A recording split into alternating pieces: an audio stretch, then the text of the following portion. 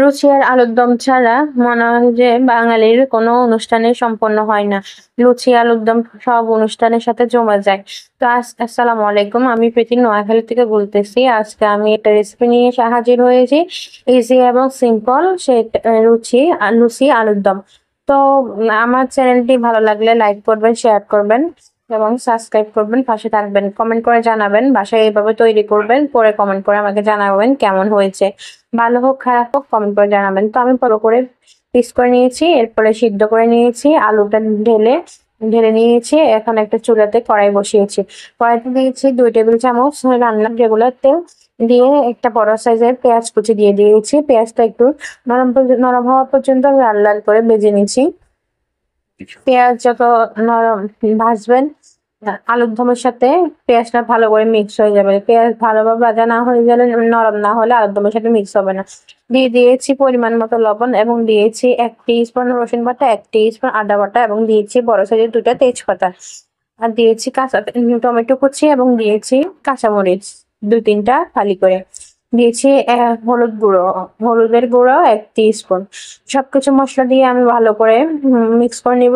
তারপর দিয়ে গরম মসলা গুঁড়ো 1 টিস্পুন দিয়ে সবগুলো মসলা এখন ভালো করে কষাই নিব। একদম ভাজা করে কষাই নিব।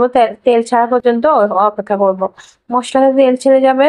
তেল ছেড়ে দিলে সামান্য জলের পানি দিয়ে মশলাটা কষিয়ে নিব। তো মসলা অলরেডি তেল ছেড়ে গেছে। তো আমি সামান্য একটু জলের পানি দিয়ে দিয়েছি। দিয়ে এখন আমি আলুর দম একটু ফুটে উঠেছে।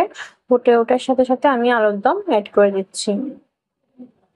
তো সিদ্ধ আলুগুলো এড করে দিয়ে দিয়েছি। সিদ্ধ আলুগুলো এড করার পরে ভালো করে নেড়ে দিচ্ছি এবং ভালো করে ভাজা করে ভুনে নিচ্ছি। হয়ে যাবে খুব সিম্পল ভাবে, ঘরোয়া স্টাইলে এবং খেতে অনেক মজাদার লুচি আলুর দম।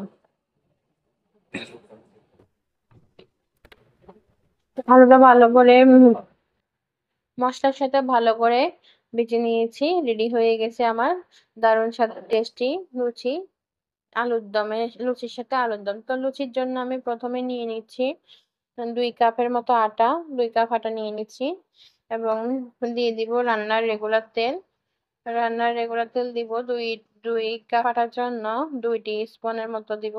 তো 2 টিস্পুনের মতো দিয়েছি। এখন আবার দিয়েছি স্বাদ মতো লবণ। লবণ দিয়ে ভালো করে মিক্স করে নিয়েছি।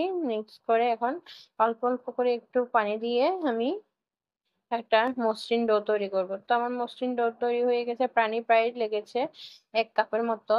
তো 1 কাপের মতো পানি লেগেছে। মসৃণ একটা ডো তেল দিয়ে আটাটা ভালো করে ময়ান দিয়ে নিচ্ছি, যাতে করে আটাটা শক্ত না হয়ে যায়, লুচি বেলতে যেন আমার সহজ হয়। তো এইভাবে আটা একটা একটা প্রতিটা কাজ যদি গোছায় করা যায় তাহলে খেতে খুব ভালো হবে। কাজ করতেও সহজ হবে এবং গায়ে লাগবে না কাজ করতে। অনেকের আছে যে লুচি বানাইতে অনেক ঝামেলা মনে হয়। তো স্টেপ বাই স্টেপ আস্তে আস্তে করলে, গুছিয়ে কাজ করলে আসলে এত ঝামেলা মনে হবে না। তো যাই হোক, আমি এখন লুচিগুলো বেলে নেব। আমি হ্যাঁ, আটা করে আমি অবশ্যই 10 মিনিটের জন্য রেস্টে দিয়েছি, তাহলে আটাটা একটু অনেকটা সফট হয়ে যাবে। তো আটাটা অনেকটা সফট হয়ে গেছে। আমি একটা পেড়া বেলুনি নিয়ে নিয়েছি। পেড়া বেলুনিতে সামান্য তেল ব্রাশ করে নিয়েছি। তেল ব্রাশ করে এখন আমি লুচিগুলা গোল গোল করে বেলে নেব। প্রত্যেকটা লুচি বেলে নিয়ে তারপরে ফিরে আসছি।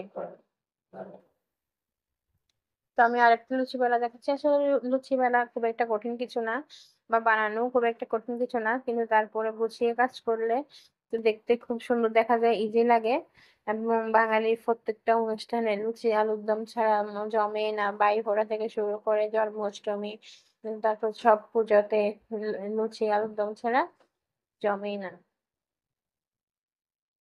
তাই আমি এক এক করে প্রত্যেকটা লুচি বানিয়ে নিয়েছি এবং চুলায় একটা কড়াই বসিয়েছি। কড়াইতে পরিমাণ মতো রান্নার রেগুলার তেল দিয়ে দিয়েছি এবং তেলটা যখন একটু ভালো করে গরম হয়ে গেছে তখন লুচি দিয়ে দিয়েছি। দেখুন আমার লুচিগুলো কত ফুলকো ফুলকো হয়ে গিয়েছে।